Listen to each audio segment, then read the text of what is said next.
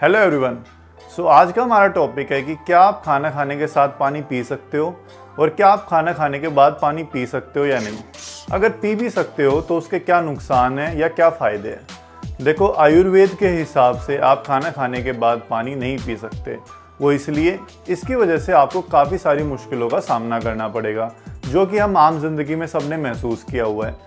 जैसे कि हमारा पेट फूला फूला सा रहता है, ठीक है, इसकी वजह से एसिडिटी की प्रॉब्लम आ सकती है, कॉन्स्टिपेशन हो सकता है। ये तो हो गई जो छोटे अरसे पे बीमारियां शुरू होती है। अगर ये लंबे समय तक रही तो इसके बाद स्किन पे वो चीज़ें, डिसीज़ वगैरह दिखना शुरू हो जाएंगे, हमारे हेयर फॉल स्टार्ट हो जाएगा। तो ये जो लॉन्ग टर्म में बीमारियां और ज़्यादा बढ़ सकती है और ये सारी दिक्कतें शुरू हो सकती है अगर आप खाना खाने के साथ पानी पी रहे हो या बाद में पी रहे हो एकदम से। तो आयुर्वेद के हिसाब से ऐसा क्यों होता है, मैं पहले आपको समझा देता हूँ। देखिए, खाना 3 जगह पर पकता है आयुर्वेद के हिसाब से। सबसे पहले पकता है खेत में। अब खेत में सूरज अग्नि देता है, जिसकी वजह से वहाँ पे फसल पकती है। इसके बाद हमारा खाना पकता है चूल्हे पे, ठीक है, चूल्हे पे हम गैस जलाते हैं जिससे कि खाना पकता है। उसके बाद जो तीसरी सबसे मेन जगह होती है खाना पकने की, वो है हमारा पेट, जिसके अंदर होती है जठराग्नि। अब जठराग्नि खाने को पचाने में मदद करती है। अब इनमें से अगर कोई भी जगह खाना ठीक से नहीं पक पाया तो आखिरी में वो खाना सड़ जाएगा हमारे पेट के अंदर और बीमारियां स्टार्ट हो जाती है। अगर मैं इसका उदाहरण देके समझाऊं तो सबसे पहले अगर आप खड़ी फसल पे पानी डाल दोगे तो आपकी जो फसल है वो ख़राब हो जाएगी। इसके बाद आप अगर चाय बन चुकी है उस पर आप अगर पानी डाल देते हो तो वो चाय ख़राब हो जाएगी।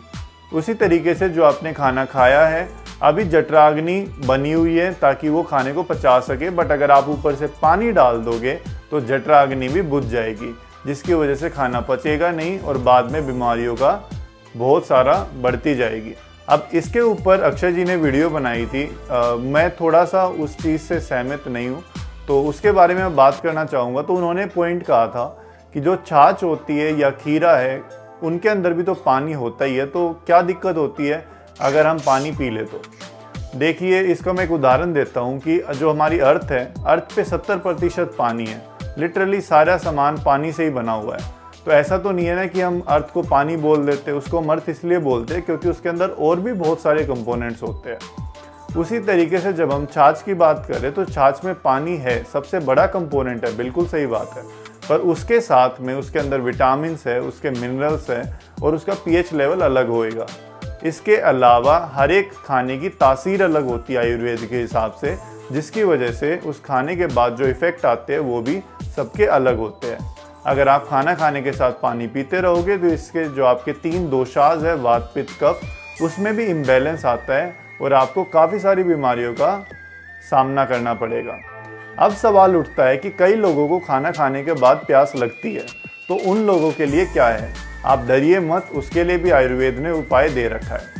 तो इसके लिए 3 चीज़ें हैं। सबसे पहली बात, आपको खाना खाने से ऑलमोस्ट 40 मिनट पहले पानी पीना है। आप अच्छे से पानी पी सकते हो, इसके बाद आपको प्यास नहीं लगेगी।